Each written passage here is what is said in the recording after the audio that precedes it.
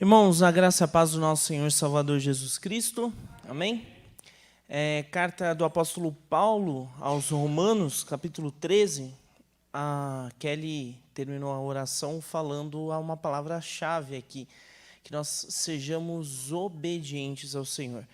E de Gênesis a Apocalipse nós vemos uma instrução clara do Senhor ao seu povo, que é o chamado à obediência. A obediência, ao respeito às orientações que nos são passadas pelas Sagradas Escrituras. Deus quer que nós vivamos dentro da sua vontade, dentro dos seus planos. Isso é muito desafiador, porque a nossa natureza, o nosso eu, sempre tenta conquistar um espaço, fazer com que a nossa vontade valha mais. E quando a gente olha para a história bíblica, para as Escrituras, a gente vê o fruto da rebeldia. Nós somos herdeiros do pecado de Adão e Eva. Olha só, nós sofremos das consequências desse pecado de Adão e Eva e a gente carrega em nossa vida o sinal dessa desobediência. E Paulo, ao escrever aos Romanos, vai falar sobre respeito. Esse texto é muito conhecido, sobre respeito às autoridades. Infelizmente, esse é um dos textos mais deturpados da atualidade da igreja brasileira. Até uma grande responsabilidade a gente falar sobre isso, porque o pessoal aí, que é ligado a um ou outro lado, pega esse texto e faz abobrinha aí com ele, interpreta como quer, e aí quem acaba sendo prejudicado é a Igreja de Cristo, porque esse texto acaba não sendo ensinado corretamente. Então vamos ler juntos Romanos 13, de 1 a 7. O apóstolo Paulo escreve assim: todos devem sujeitar-se às autoridades, pois toda autoridade vem de Deus. E aqueles que ocupam cargos de autoridade foram ali colocados por ele. Portanto, quem se rebela contra a autoridade se rebela contra o Deus que a instituiu e será punido. Pois as autoridades não causam temor naqueles que fazem o que é certo, mas sim nos que fazem o que é errado. Você deseja viver livre do medo das autoridades? Faça o que é certo, e elas o honrarão. As autoridades estão a serviço de Deus para o seu bem, mas se você estiver fazendo algo errado, é evidente que deve temer, pois elas têm o poder de puni-lo, pois estão a serviço de Deus para castigar os que praticam o mal. Portanto, sujeitem-se a elas, não apenas para evitar a punição, mas também para manter a consciência limpa. É por esse motivo também que vocês pagam impostos, pois as autoridades estão a serviço de Deus no trabalho que realizam. Deem a cada um o que lhe é devido. Paguem os impostos e tributos àqueles que os recolhem e honrem e respeitem as autoridades. Pai, diante da Tua presença, nós colocamos este momento de culto coletivo nas Tuas mãos, pedindo que Teu Santo Espírito age em nosso meio e que sejamos alertados, Senhor, e ensinados pelo Teu Santo Espírito. É assim que nós oramos, em nome de Jesus. Amém. Irmãos, tem algumas razões para o apóstolo Paulo escrever a igreja de Roma, e a gente precisa entender esse contexto histórico. Primeiro, Paulo aqui tem uma grande preocupação em exortar aquela igreja para que haja um cuidado, para que aquela igreja não entre em conflitos, para que não haja um confronto com a autoridade instituída lá em Roma. A gente precisa lembrar que Roma é a capital do mundo naquele primeiro século. Toda a influência política, todo o contexto cultural, claro, muito influenciado pela cultura helênica, mas tudo acontecia a partir de Roma. Então, a comunidade cristã em Roma era uma minoria e frequentemente era confundida com grupos de judeus, e havia uma certa rivalidade entre os chamados bárbaros ou gentios e os judeus. Não é à toa que Paulo escreve a carta de Romanos para aquela igreja, porque aquela é uma igreja de uma ligeira maioria gentílica, mas com grande parcela de judeus. E aqueles judeus e gentios precisavam aprender a conviver juntos, precisavam aprender a conviver uns com os outros. E aquilo era muito suspeito para o Império Romano. E aí Paulo escreve para aquela comunidade, olha, vocês precisam conter os ânimos para que a atitude de vocês não atraia a atenção do Império Romano e para que vocês não sejam vigiados constantemente.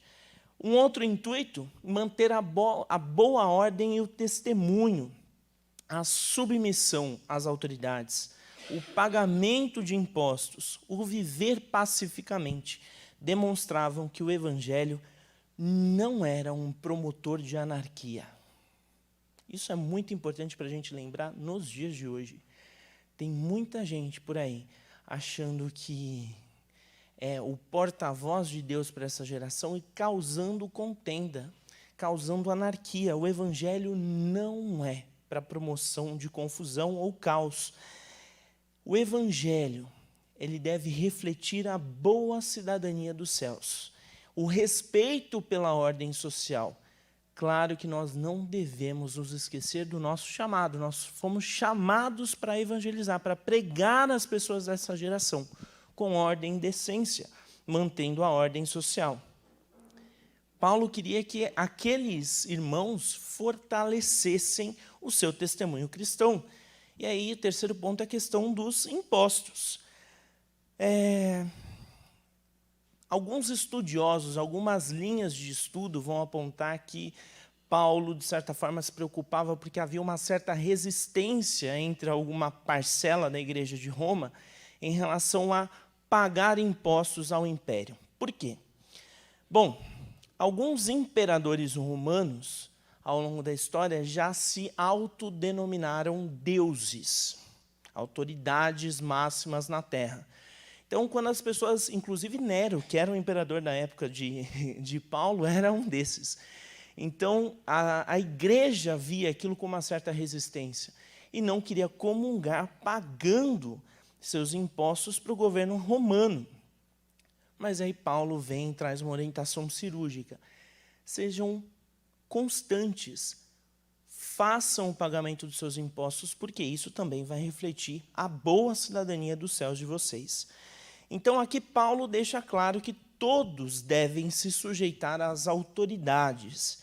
E aí esse verbo, sujeitar-se, no grego, é hipotasso. E aí o significado dele é muito profundo, é ser ou tornar-se desejoso de submeter-se. Não é simplesmente, ok, não tem outra saída, eu vou lá e vou fazer. A pessoa deseja submeter-se. Olha que coisa nobre. A pessoa vai lá e ela tem a disposição no fundo do coração dela em cumprir aquilo verdadeiramente. E assim, na nossa condição natural, a gente nunca conseguiria fazer isso. Precisa ser uma ação do Espírito. Vamos pensar com a mentalidade daqueles irmãos da igreja do primeiro século.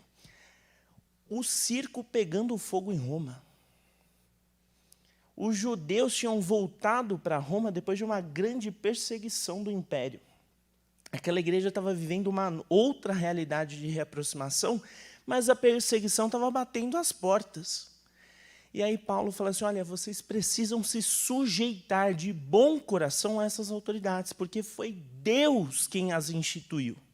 Elas são autoridades supremas, são autoridades, não supremas, mas são autoridades sobre a vida de vocês. E Paulo tem um grande cuidado em usar o termo autoridades, porque naquela época era muito comum as autoridades e os líderes serem chamados de líderes supremos. E não é essa a ideia que Paulo traz aqui.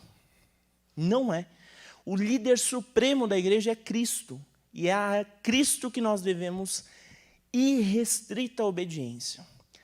O respeito às autoridades que Paulo vai nos trazer aqui, direciona a igreja de Roma e vale para a igreja da atualidade, é aquela obediência às autoridades, desde que as ordens dessas autoridades não firam as Sagradas Escrituras.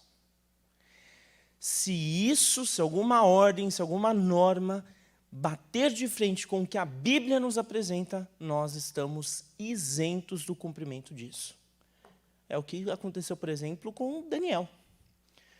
Irmãos, esse texto nos traz alguns motivos para que nós respeitemos as autoridades. Primeiro, Paulo deixa claro que foi Deus quem as instituiu. Versículos 1 e 2 dizem isso claramente.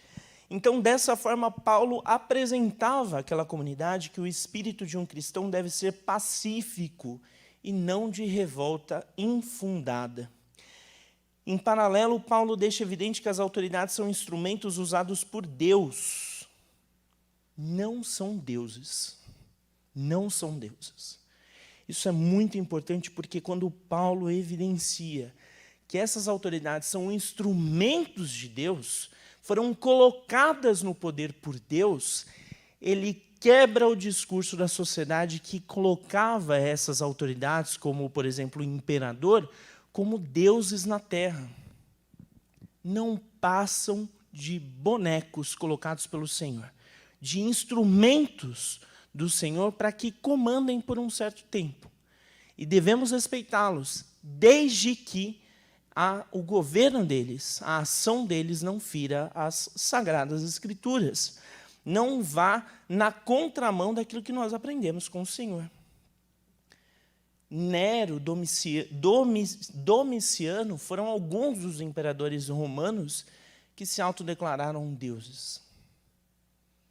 E aí aquela sociedade vinha desse discurso. Quando a gente olha para as nossas vidas, a gente observa que todos nós aqui temos autoridades nas nossas vidas. Um chefe, pastor, os irmãos aí, a esposa. E aí a gente tem essas autoridades, nós devemos respeito a essas autoridades. Eu brinquei aqui, mas a gente deve muito respeito a essas pessoas. São instrumentos de Deus que o Senhor colocou em nossas vidas, para que nós possamos crescer, para que nós possamos aprender a partir do exemplo da liderança. E nem sempre nós gostamos de tudo que essas pessoas fazem, mas se elas não ferem as Escrituras, se elas não nos levam a pecar, mas, ao contrário disso, se elas nos aproximam de Jesus, mesmo que quando nós somos confrontados, porque muitas vezes essas pessoas são aquelas que nos confrontam, são aquelas que confrontam o nosso pecado. E aí, no primeiro momento, a gente pode ficar com raiva, mas a gente deve ser grato a Deus, porque o Senhor nos apresentou essa pessoa. E essa pessoa nos faz refletir sobre a nossa condição. É instrumento do Senhor para as nossas vidas. Então, meus irmãos, dessa forma, quando a gente reconhece as autoridades que foram instituídas pelo Senhor em nossas vidas, quando a gente aceita isso, a gente passa a ter um pensamento pacificado. Porque esse é o propósito, nós devemos ser pacificadores. Pacificadores. Já tem muita confusão, muito caos por aí. A igreja não pode ser um foco de caos, não pode ser o combustível para que essa chama cresça. Quem se rebelar contra essa autoridade instituída por Deus, estará, portanto, rebelando-se contra o próprio Deus. E aqui, quando a gente fala, eu já falei antes, mas é bom reforçar. Paulo não está falando para a gente gostar, assim, de ter fã-clube das nossas autoridades. Não é isso que Paulo está falando. A gente precisa ter respeito quando a gente olha uma autoridade, por mais que a gente tenha divergências políticas, divergências de pensamento, aquela pessoa não está ali à toa. Aquela pessoa não está ali à toa. A vontade do Senhor é suprema, é muito maior do que a nossa. Então, não podemos nos rebelar contra a vontade do Senhor. E quando a gente olha para a história humana, a gente observa que nós somos rebeldes contra Deus desde Adão e Eva. Só que Deus não quer que a gente viva assim. É por isso que Ele preparou o antídoto, Jesus. Para que esse pecado que nós herdamos de Adão e Eva, ele não dissemine, ele não crie vida, ele não seja maior do que a nossa conexão com Ele, que Ele não preencha o nosso coração, que Ele não seja o nosso ídolo, que Ele não seja a nossa vida. Cristo nos tirou do lamaçal do nosso pecado. E é por isso que esse antídoto nos aponta a obediência, o respeito a Ele, a Deus e às autoridades que Ele instituiu para que nós vivemos, para que nós possamos viver em paz. Nós somos chamados à paz. Isso não é só uma frase igual aqueles comerciais da Unicef pedindo dinheiro para ajudar as crianças que estão passando fome. Isso é a base do que é a vida cristã, a sã doutrina. Nós somos chamados à paz, à obediência ao Senhor, a viver bem uns com os outros. Segundo ponto, aqueles que agem certo não precisam ter medo, não precisam temer. Paulo destaca que as autoridades não causam temor naqueles que agem corretamente. Aí nos versículos 3 e 4, quando ele constrói essa argumentação. Fazer o correto, fazer o certo, para que as autoridades não punam. E assim, as autoridades, as pessoas... tem muito vídeo aí em rede social, né? Principalmente acho que os irmãos já devem ter visto aqueles vídeos de motociclistas, né? Quando eles estão andando na rua, porque agora está uma febre desses motociclistas gravarem tudo com capacete. Eles estão andando em uma avenida e o que eles encontram? Os irmãos nunca viram esses vídeos? Só eu que vi esses vídeos? Nunca viram? Eles encontram uma viatura da polícia. Nunca viram, né? Não, beleza. Então eu que estou vendo rede social demais. Eles encontram uma viatura da polícia. E normalmente não são aquelas viaturas pequenas, são aquelas barcas, né? Rota, força tática e tudo mais. E aí a zoeira desses vídeos é o seguinte. Zoeira não, né? Desculpa o termo, brincadeira. Será que a documentação está em dia? Será que o pneu está tudo certo? Será que eu tenho alguma passagem pela polícia? O cara nunca fez nada, mas aí está lá, vem 1 milhão de perguntas. Por quê? Porque bate um certo receio do cara vendo a viatura e achando que vai ser parado, vão puxar a capivara dele lá para ver se ele tem algum crime. Só que aqueles que não devem, eles não precisam andar temerosos, cumprindo o seu papel. Agora, existem alguns contextos em que as pessoas justas sofrem perseguição. Não sei se os irmãos têm observado o noticiário, mas existe um país chamado Nigéria, em que o fato de você ser cristão já coloca em você um alvo. Vou trazer um número aqui para os irmãos. Em 2024, mais conhecido como ano passado, 4.476 pessoas foram mortas no mundo por professarem a Cristo. Cristãos, irmãos nossos na fé. 4.476 pessoas. Desse montante, 3.100 eram crentes nigerianos. Foram mortos por grupos terroristas que agem com o aval das autoridades da Nigéria. Essa última semana a gente viu os Estados Unidos entrando nessa discussão aí. Toda a tragédia que está acontecendo com os cristãos na Nigéria. Irmãos, nós temos que orar. Orar. Porque a perseguição, a gente sabe que está lá na Bíblia. Nós sofreremos. Jesus mesmo nos avisou em relação a isso.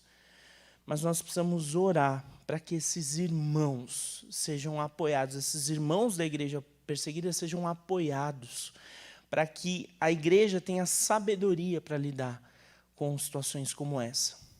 E para que nós sejamos impactados, porque parece tão distante, mas são irmãos nossos. Nós deveríamos sentir a dor desses irmãos. E a gente não pode desanimar. Essas perseguições são investidas do inimigo para que a igreja freie o seu ritmo. Mas a gente precisa avançar. Esse é o convite que nós temos do próprio Senhor para que a gente continue a levar o Evangelho. A história mostra que essas autoridades que são coniventes com atitudes como essa, de morte de cristãos, essas autoridades são contra o Senhor. E sobre essas autoridades recairá o juízo do Senhor. Não é papel nosso. O próprio Deus cuidará disso. Quando a gente lê Deuteronômio 32, 35, diz assim: a vingança cabe a mim. Eu lhes darei o troco no devido tempo. Seus pés escorregarão. O dia da calamidade chegará. E seu destino os alcançará. Vamos olhar para Abacuque. A insatisfação dele. Porque os perversos saíam vitoriosos. Quando que o Senhor julgaria em favor do seu povo? A gente precisa confiar que a história está no controle do Senhor. Nós devemos orar. E devemos orar pela conversão dessas autoridades. Essas pessoas que agem contra o Senhor, elas também precisam ouvir do Evangelho. Terceiro ponto, sujeitem-se de consciência limpa e façam a sua parte. Nos versículos 5 a 7, Paulo nos chama a fazermos as coisas certas, mas não por medo de punição, mas por consciência limpa, por saber o que é o certo. A gente tem que fazer o certo porque aquilo é o correto. E isso muitas vezes é um grande desafio, porque as pessoas, por vezes, fazem o certo tentando conquistar alguma vantagem. Ou tem algumas que simplesmente abandonaram o barco de tentar fazer coisas certas. Não sei se os irmãos viram aí essa semana também, que foi desmontada uma rede do chamado Gato.net. Vocês viram essa notícia? Gato.net é aquele sistema de pirataria lá de canais a cabo. Aquilo ali é uma febre. Uma febre. As pessoas, né, os maias, os antigos maias, né, que usavam TV a cabo, quando as pessoas achavam muito cara, elas iam para esses serviços aí, que funcionam basicamente como eles puxam esses canais a cabo, oferecem um serviço, sei lá, acho que por 1/4 do valor, e aí as pessoas acessam livremente todo esse tipo de conteúdo.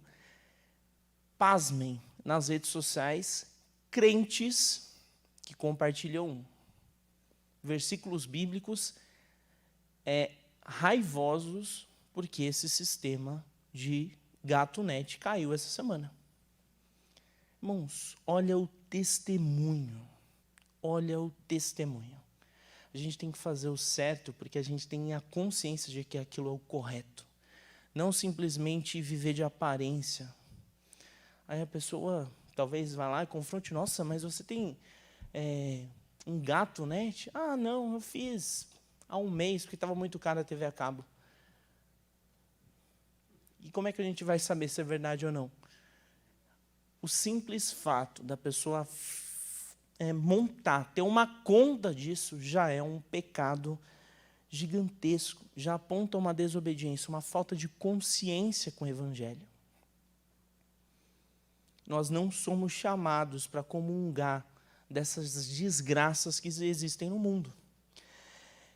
E aí, a gente observa Cristo, que nos tirou desse lamaçal, que nos chamou para a obediência.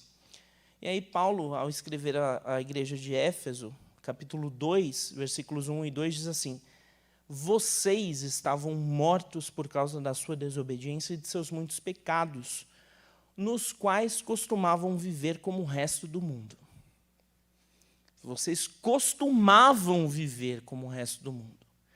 Essa não é mais a identidade de vocês. Vocês não são o resto do mundo, como o resto do mundo.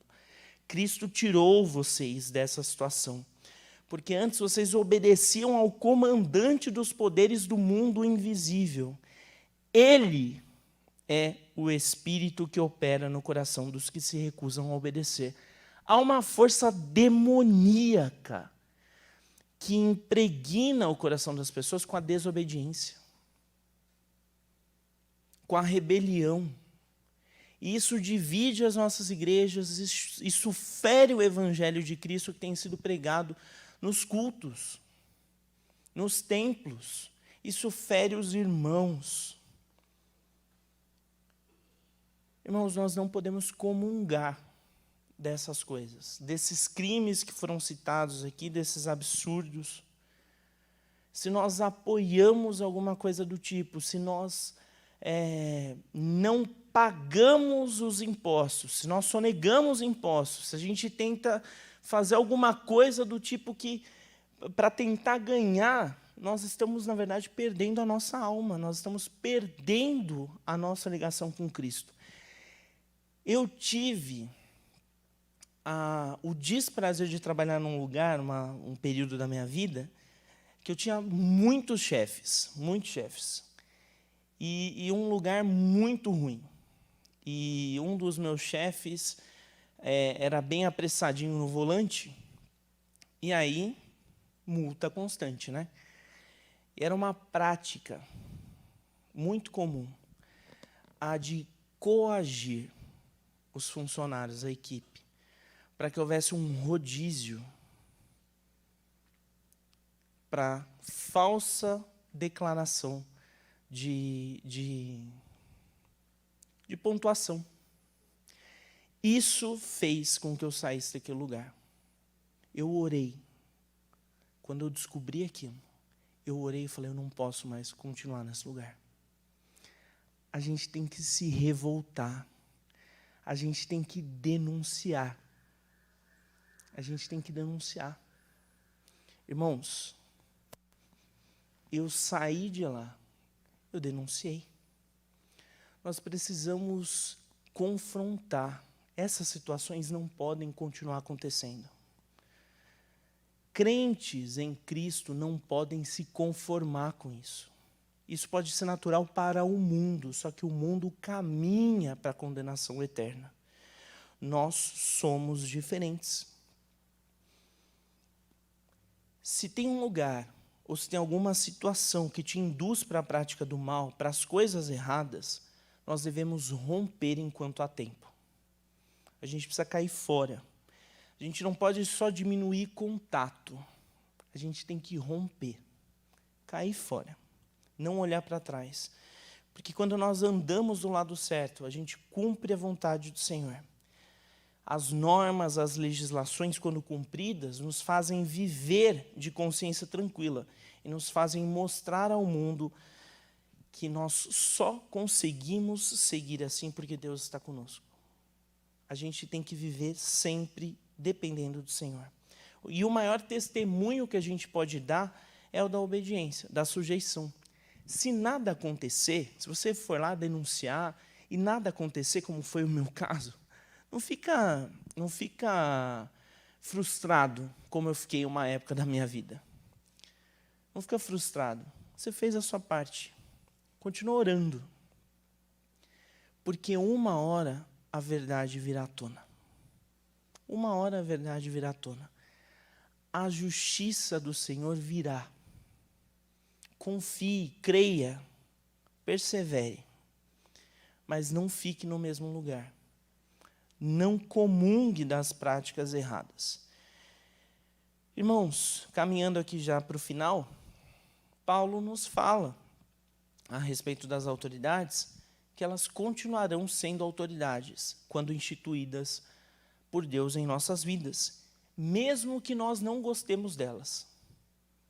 E aí, no contexto da igreja, deve-se respeitar, claro, aqueles que Deus instituiu, mas os líderes devem estar atentos também. Eles devem se fazer respeitar. Não podem provocar, não podem perseguir, não podem se achar donos dos seus liderados. Eu sigo um rapaz, um social media cristão, e ele fez um post essa semana sobre características para identificar uma seita. E são muitas as seitas que existem na atualidade, né? Os irmãos sabem disso. E aí uma das telas para a identificação de uma seita é o seguinte: quando os líderes querem definir com quem você tem que falar. O que você tem que fazer? Que tipo de emprego você tem que aceitar? Com quanto de dinheiro você tem que viver durante um mês? Pasmem, só vocês ouvirem esses podcasts de true crime por aí que tem muita gente que cai nessas. Nos Estados Unidos há várias e várias seitas que as pessoas acabam aderindo e acabam presas por essas ideologias. Por isso que a igreja de Cristo precisa ser diferente. Os líderes precisam ter consciência de que os liderados não são posse suas, são instrumentos do Senhor, para que o Senhor fale também aos corações deles. Cada um aqui tem mais afinidade para com um pastor, para com um líder específico, isso é natural. O que não pode haver no meio da igreja são os fã-clubes. Igreja não pode ter fã-clube, não pode ter panelinha. Nós precisamos nos relacionar. Por mais que as pessoas sejam difíceis, e certamente alguém acha que você é difícil. Irmãos, eu sei que tem muita gente que acha que eu sou difícil também. É a vida. O meu objetivo é não ser difícil. E o dos irmãos também deve ser esse. A gente precisa caminhar num constante caminho de melhoria. Nós precisamos ser trabalhados pelo Senhor. Sempre como servos obedientes.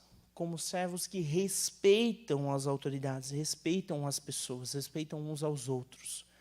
Nós somos chamados para conviver em comunhão, viver em união.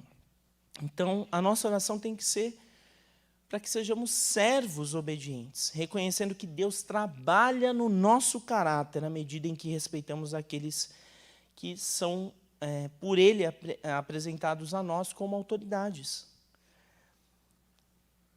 Aqui, meus irmãos, Paulo depois vai falar sobre o amor. O amor, ele fica mais vívido. Na verdade, ele só floresce onde existe o respeito.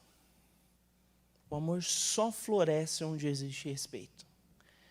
Quando Paulo escreve aos Coríntios, ele vai falar sobre os dons. O que é mais importante do que todos os dons? O amor, porque se não fosse o amor, nada valeria. Nós devemos amar as pessoas. Nós devemos ver as nossas autoridades lá fora como pessoas que carecem ouvir do Evangelho. E aí tem pessoas, e muitas vezes eu já caí nesse pecado também, mas fácil criticar. A gente fala que é um perdido, uma pessoa sem condições para governar, para fazer nada de diferente, quando nós deveríamos, na verdade, estar de joelhos dobrados, orando por essas pessoas. Eu confesso que várias vezes eu falhei. Várias vezes eu falhei. Nós precisamos orar por todas as nossas autoridades. Aquele chefe difícil, aquele líder difícil, aquele prefeito difícil, aquele vereador complicado, aquele presidente que não é o meu favorito. Precisamos orar, meus irmãos. Falta oração e intercessão na igreja. Não só na igreja local, na igreja de Cristo. Nós precisamos orar mais. Isso é um exercício constante para a igreja. Amém? Senhor, nós te agradecemos por essa palavra. Obrigado, Senhor, por esse registro, que nós sejamos completados pelo Teu Santo Espírito com essa lição durante os dias que seguem, que possamos aprender mais de Ti, Senhor, e colocar em prática essa lição que nós aprendemos aqui. Obrigado por tanto, Senhor, é assim que nós oramos em nome de Jesus. Amém.